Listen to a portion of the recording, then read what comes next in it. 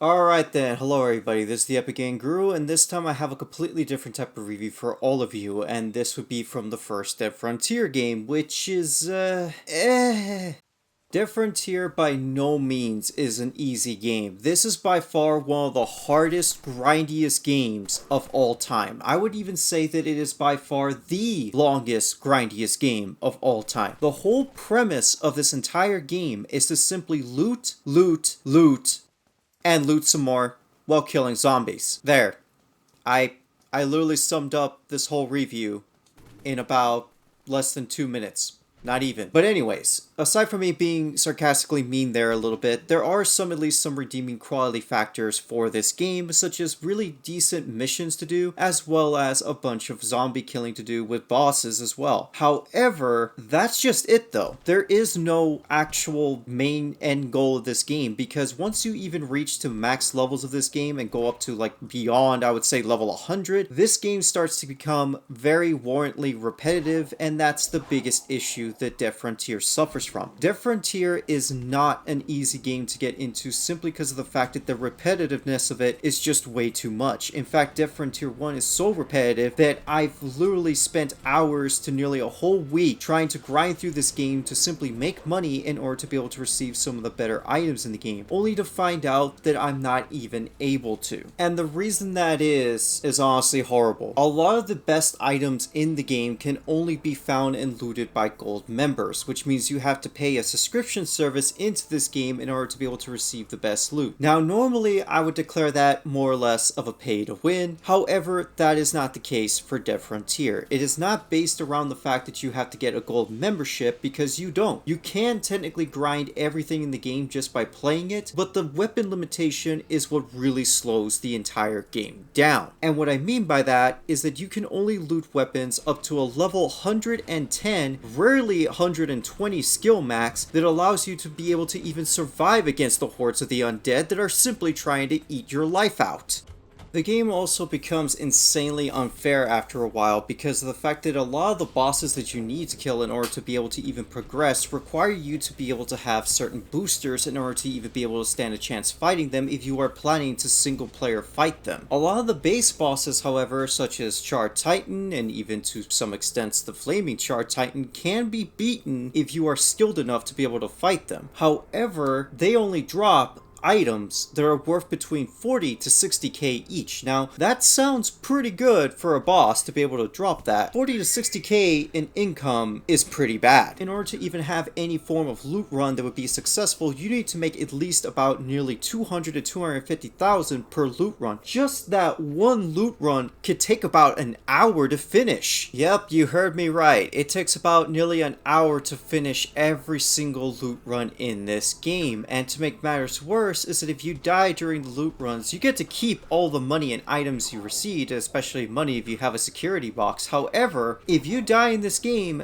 you also lose between 10 to 20% of the earned XP during your run. So you have to choose between either running all the way back to the outpost, making a barricade system to be able to have your own outpost out there, or simply die and return back to the outpost. The third option obviously sounding like the best possible option because you don't lose items, but if you lose XP in this game, you have to regrind all that XP you lost back. Yeah, it's basically pick your poison on this one. Now that I've talked about basically a little bit of some of the endgame bosses, let me talk about the endgame item requirements, because this is just why. Absolutely why. As I mentioned before, in order to be able to have a successful loot run, you need to make at least about 200 to 250,000k per run, which is really good. That's actually a pretty good run in less than about an hour, I would say, but it's not enough money to be able to afford some of the better items in the game. A good prime example of this is the implants that the vendors sell, which are ridiculously expensive near the end game, which cost exactly 5 million each for decent stat upgrades. Oh, and if you thought I was kidding, that's not even the worst one.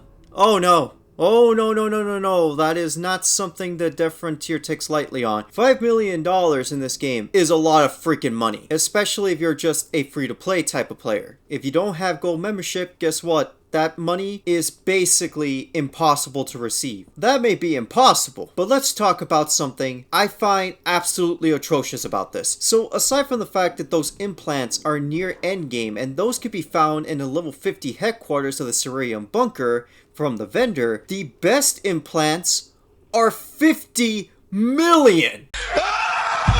Have they lost their goddamn minds? 50 million in this game? Are you serious?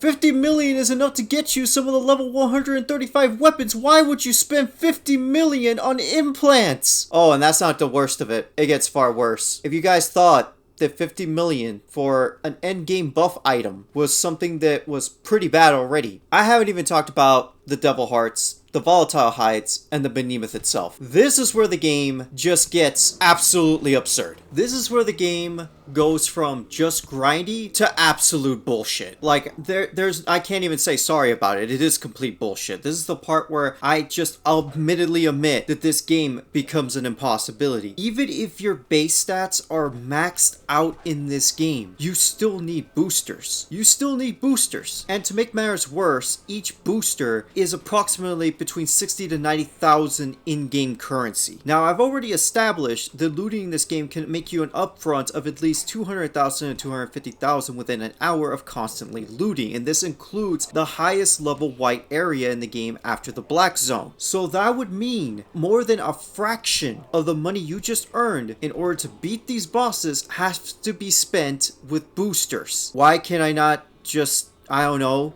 beat these bosses with my base stats? Why can't I not do that? I've already spent more than a week trying to max out my character. Are you telling me that I still need to use boosters regardless of how strong my character becomes? That's just ridiculous. If you all think I'm kidding about these boosters and these other requirements for these bosses, let me tell you about these bosses and their stats. The wiki itself even says that you need a speed booster to even stand a chance against the Devil Hound. Like, are you kidding me? Well, that's already, what, 60, 90,000 K just to be able to even be able to fight one boss in this game in order to receive a Devil's Heart. Now, the funny thing is about the Devil's Heart, I forgot to explain this, and this is pretty much the same rules that goes in with every other boss that could drop these items. They are worth between 500 to 600,000 K, so technically killing a boss is very profitable if you manage to be successful while using a speed booster. But that's just it though. The Devil's Hound only spawns in once every 3 hours, randomly on the map, so you have to run straight to its location, take it out, and get a Devil's Heart every single time,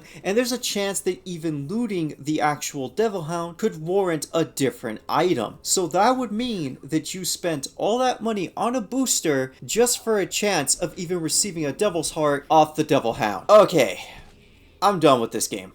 This game is just way too much of a grind, everybody. I'm sorry, but I don't understand what has happened with Death Frontier over the years. A lot of the items that used to be expensive for free-to-play characters so they'd be able to actually earn money are no longer even free to be able to be earned. On top of that, having a weapon limitation in order to be able to convince players into buying into a gold membership is honestly trash. That's just my honest opinion about it. So I'm done here with Death Frontier. I hope you all enjoyed this video. Comment, like, and subscribe if you enjoyed it that much, and I hope you all are having a very great day, and other than that, I'll see you all next time.